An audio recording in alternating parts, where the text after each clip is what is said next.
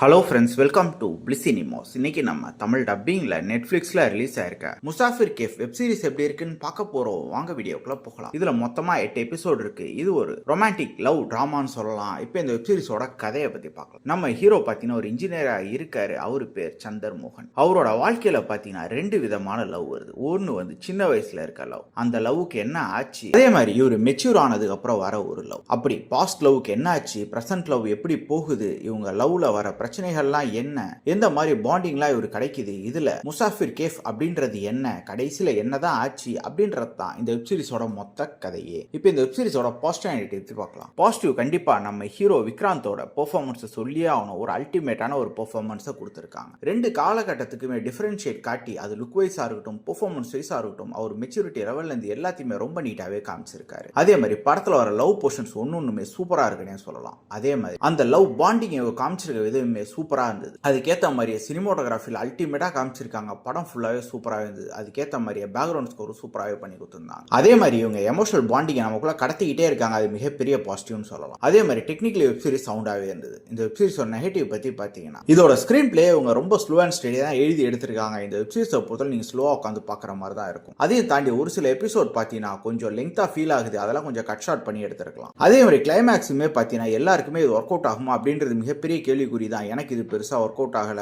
நீங்க இந்த web சீரிஸை try பண்ணி பாருங்க. இந்த வெப் சீரிஸ்க்கு நம்மளோட ரேட்டிங் கிடைக்குன்னா 10க்கு 6 மார்க் கொடுக்கலாம். இன்னொரு வீடியோல சந்திக்கலாம். தேங்க்யூ.